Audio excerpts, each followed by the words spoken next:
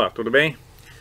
Estamos de volta aqui, fazendo um pequeno vídeo para tentar entender essa confusão tremenda que está acontecendo com relação ao bombardeio da coalizão americana, a Inglaterra e a França na Síria. Cada lugar que você for consultar vai ter uma opinião diferente, uma análise diferente. O fato é que é uma grande confusão. Realmente ninguém tem certeza de nada. Nós só podemos especular e correr atrás das fontes que existem, comparando as informações, tentar formar uma opinião, tentar entender o que aconteceu naquela madrugada do dia 14 de abril. Quer dizer, no dia 13, sexta-feira, que foi decidido o ataque, né? O presidente Trump autorizou um ataque da coalizão de forças militares norte-americanas, francesas e britânicas contra a Síria, né? O ataque envolveu 103 mísseis Cruiser, né? Eu estou mostrando aí a foto dele, esse mísselzinho, essa gracinha mortal.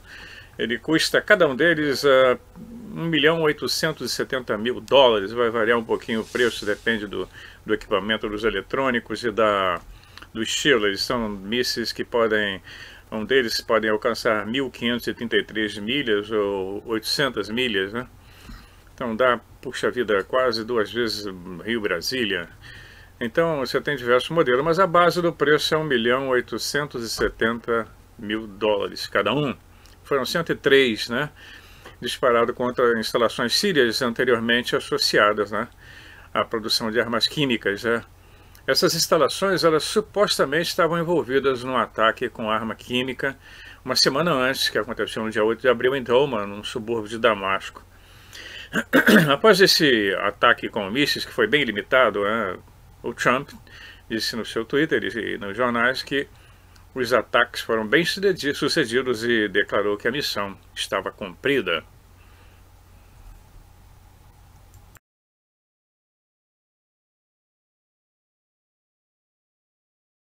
Então, muitos analistas da mídia alternativa, que eu gosto muito delas, e é bom que vocês também acompanhem a mídia alternativa, ao invés de ficarem olhando apenas os jornais principais do país de vocês, aí no Brasil, o Globo, o Band News, aqui na América do Norte, o New York Times, entre outros. Esses são jornais totalmente ligados ao globalistas, ligados à esquerda, são comprados completamente. Então é importante que você procure as informações na mídia alternativa e compare, sempre comparando. Eu sempre falo isso, nunca leve nenhuma notícia como verdade absoluta.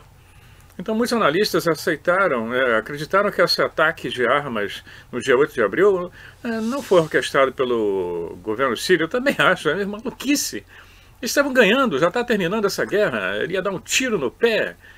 Oxe, ele já estava com controle quase total, então não tinha objetivo estratégico nenhum nesse ataque com armas químicas, isso é uma besteira. Então ele estava com sucesso no campo de batalha, as tropas dele conseguindo dominar os rebeldes, que são apoiados pelos Estados Unidos. O Bashar al-Assad é apoiado pela Rússia. Então na mídia alternativa, eles acham que esse ataque foi um evento de falsa bandeira, um ataque de falsa bandeira, que é muito comum.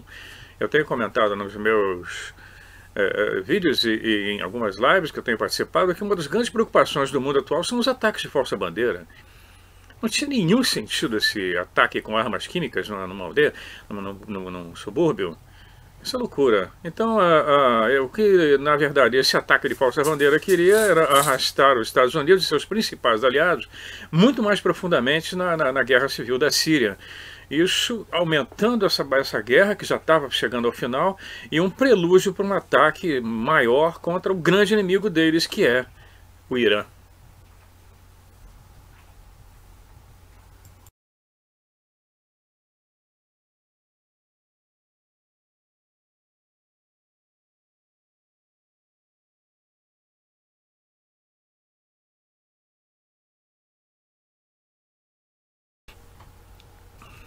Pois bem, então esse foi o ataque.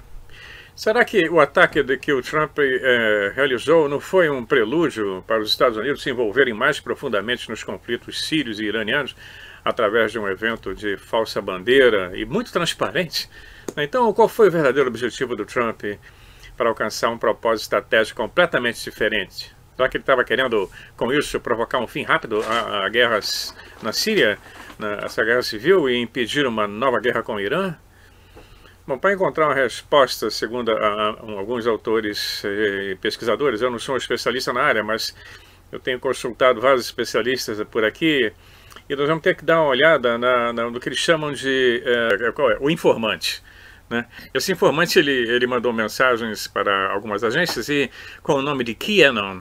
E ele disse que era de um grupo de funcionários da inteligência militar americana que deixou vazar algumas informações classificadas, e ele disse que o QAnon usou uma mensagem codificada. Ele já tinha tweetado antes e comunicado que no dia 8 de abril iria acontecer um incidente com armas químicas, né, no subúrbio de Duma, e que 2 bombardeiros B-1, estou mostrando para vocês aí esses bombardeiros extremamente caros e sofisticados, e eles estariam envolvidos então num ataque de mísseis na Síria, e esses lançariam então 19 mísseis. A postagem do QAnon estava ciente dos planos antecipados do ataque à Síria. E de acordo com outro post, coincidiu com o ataque de mísseis em 14 de abril, foi um bombardeio da coalizão dos Estados Unidos, né? Essa postagem sugere que o tal informante, o QAnon, estava ciente dos planos antecipados para o ataque na Síria. De acordo com outra postagem dele, uma que coincidiu com o ataque em 14 de abril, o bombardeio da coalizão dos Estados Unidos foi uma operação militar limitada, que envolveria mísseis, possivelmente força terrestre, mas não houve, sobrevoo de aviões do território sírio, e que eles deveriam confiar em Trump. O que nós temos é que esse ataque foi realizado com mísseis antigos. Eu estou mostrando para vocês algumas fotos, o AIM-7 Sparrow, que é produzido pela corporação Raytheon, que é uma fábrica de mísseis que vende mísseis para o mundo inteiro. Eles vendem para Israel, Arábia Saudita, para Inglaterra, para todo mundo compra esses mísseis. O mercado de armamentos no mundial é uma coisa fabulosa. Esses são os verdadeiros senhores da guerra. Eu botei uma postagem no meu Facebook sobre os senhores da guerra, acho que ninguém entendeu. Muita gente não entendeu. Eu não estava falando de Trump, eu não estava falando da Theresa May, eu não estava falando do Macron, da França, eu estava falando dos senhores da guerra, os donos das corporações que vendem armamentos para o mundo inteiro, não importa quem é, eles só querem saber se você paga, né? Então a intenção deles era usar mísseis antigos. Esses mísseis Tomahawk são antigos, são uma tecnologia bem antiga já. Existem mísseis extremamente mais caros e mais sofisticados. Então eles lançaram, os bombardeiros B-1 lançaram, e além de outros navios da coalizão francesa e britânica, os Estados Unidos mandou uma pequena frota para lá, com um grande porta-aviões, a França também, a Inglaterra também. Esses mísseis são disparados não só de terra, de caminhões, como também de navios, o Sparrow, e para que muitos deles pudessem ser abatidos. E foram, como nós vimos nos jornais, né, de 100 e poucos, 70 foram abatidos. Isso foi uma encenação, isso foi um teatro armado. Né, e tudo isso feito, coordenado, segundo esse informante, junto com os russos, que sabiam. Porque você não vai imaginar, ninguém pode imaginar, que o Trump iria bombardear a Síria atacando bases russas. Nós já teríamos virado poeira com a retaliação. É claro que os russos foram avisados, os ataques não atingiram nenhuma base russa, atingiram bases iranianas que estão dando apoio ao governo de Bashar al-Assad. Entendeu? Então não há, isso tudo foi um grande teatro, e também ninguém bombardeia uma fábrica de armas químicas sem espalhar os produtos químicos pela atmosfera. Uma bela de uma encenação. E parece que foi isso exatamente que aconteceu. Se nós formos considerar uma declaração do ministro da Defesa russo, né, ele descreve que o resultado desses ataques dos mísseis americanos, franceses e britânicos contra a Síria foi um fracasso. Foram lançados 103 mísseis Cruiser, incluindo os mísseis navais Tomahawk, bem como as bombas guiadas, né, como a GBU-38, que eram disparadas dos aviões B-1, os bombardeiros B-1, aeronaves F-15 e F-16, que lançaram mísseis ar-terra, né, do avião para a terra. São mísseis pequenos, menores, né. Os aviões Tornado da Royal Air Force, da Força Aérea Real, da Inglaterra, do Reino Unido, dispararam 8 mísseis. Também Scalp EG, uma grande festa. O sistema de defesa aérea da Síria, que é principalmente alimentado pelos russos, eles usam um sistema de defesa muito bom, e foi testado com sucesso. Eles contra-atacaram e foi um sucesso a derrubada da maioria desses mísseis, né, que foram disparados para derrubar alguns barracões. Um total de 71 mísseis que foram interceptados. O sistema russo, eu estou falando das siglas, se você quiser pesquisar na internet, que é o 125 S-200, o Buk, o Kevdrat e o Osasirian AD. E todos eles foram sistemas de disparos de mísseis de contra-ataque, interceptando esses mísseis americanos, ingleses e franceses.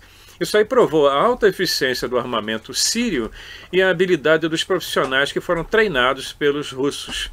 Então, nos últimos 18 meses, a Rússia recuperou todo o sistema de defesa da Síria e continua a desenvolver. O que nós vamos salientar então é que a Rússia, inclusive, já havia sido pedido à Rússia por vários parceiros sistemas mais avançados de defesa, né, mas a Rússia não entregou devido a essa geopolítica de não fornecer sistemas mais avançados. Então nós temos aí 70% praticamente dos mísseis da coalizão foram abatidos usando tecnologias antigas de defesas aéreas russas.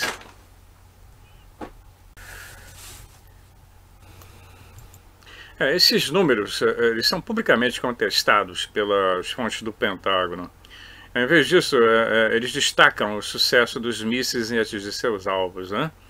A porta-voz do governo, do porta-voz-chefe do Pentágono, a fantástica Dana White, ela diz que essa operação foi cuidadosamente orquestrada e metodicamente planejada para minimizar os potenciais danos colaterais. Isso a gente sabe que eles são mestres nisso, eles têm tecnologia para isso.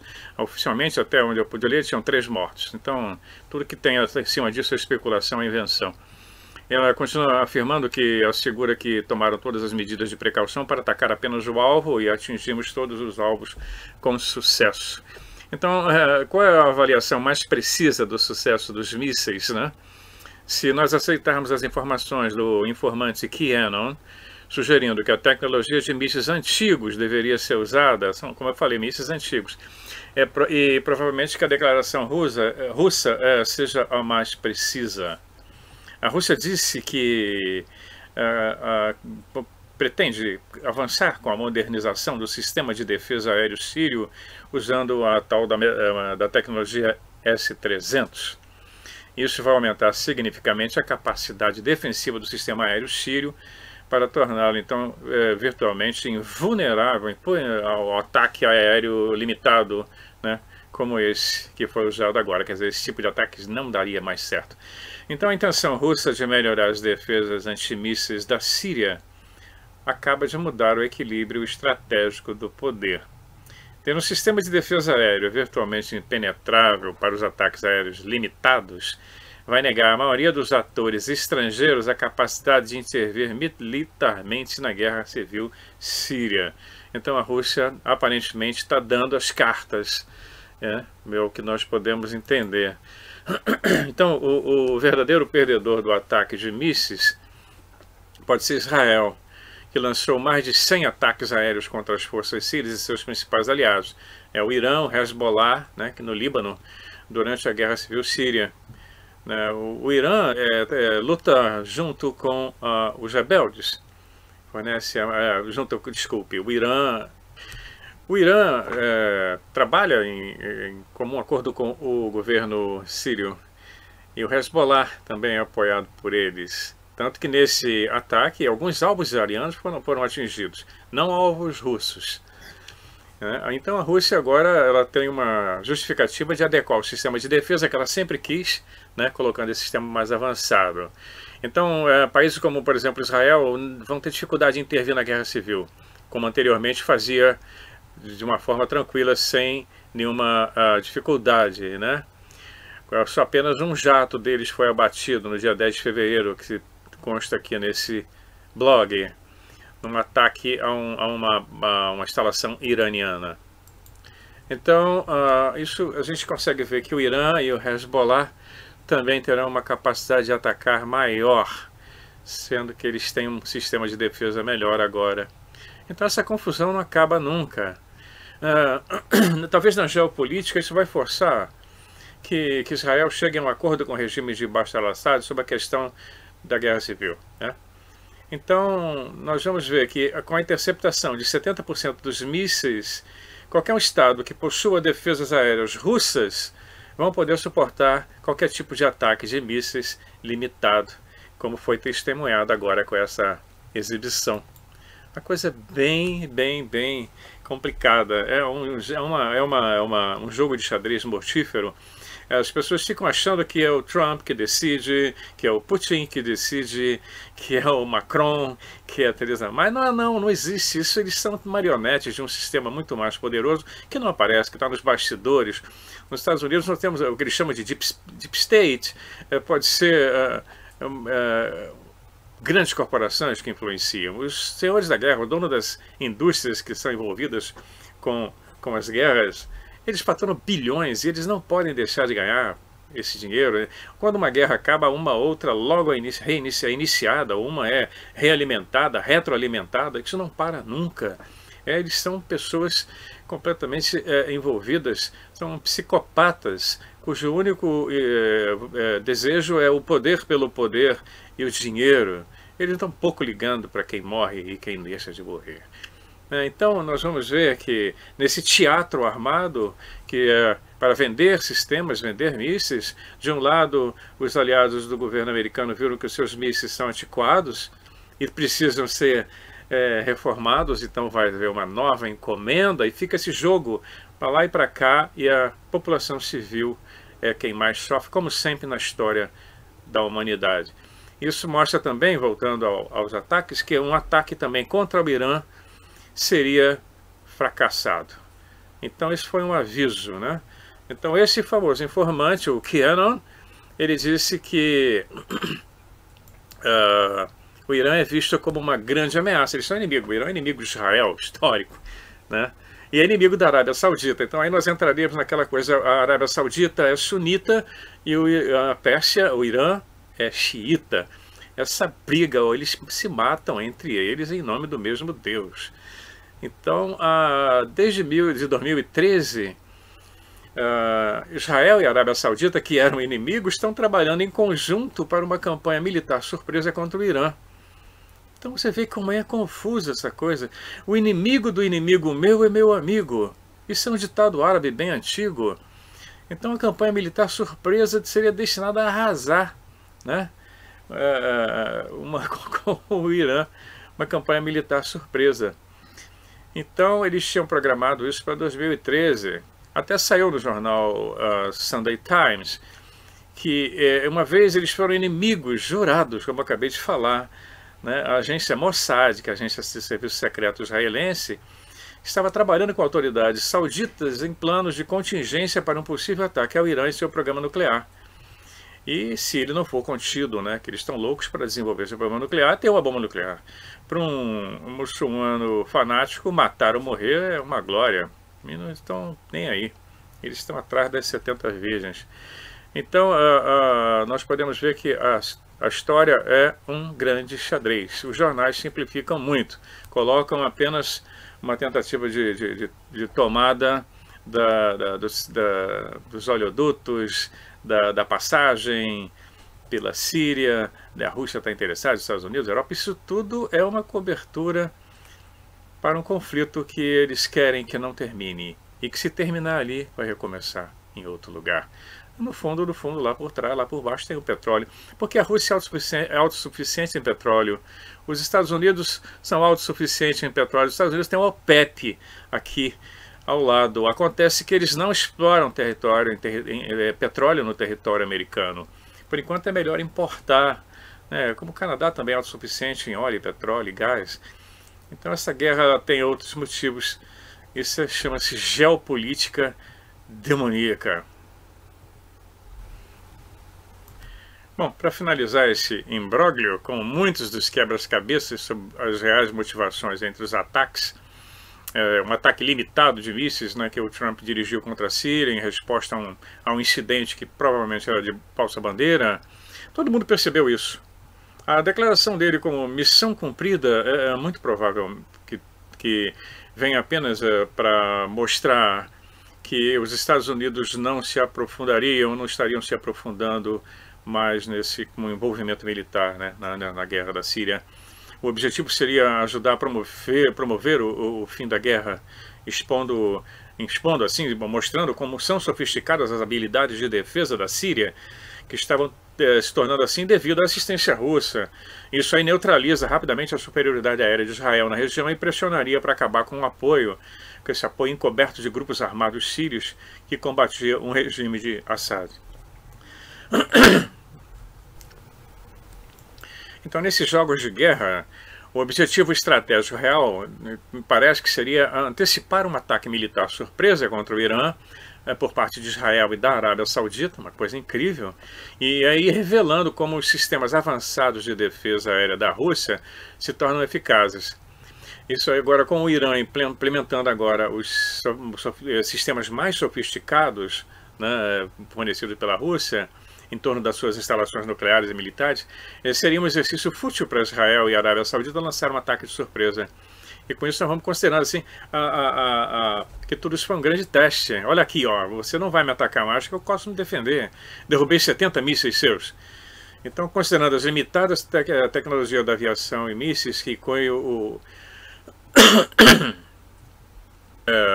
então nós vamos ver que essa agenda do Deep State, ou Estado Profundo, revela que foi revelado por um general, o general Wesley Clark. Isso lá em 2001, ele dizia que o verdadeiro propósito da inteligência militar é resolver de uma forma rápida a guerra na Síria, e com isso eles se prevenir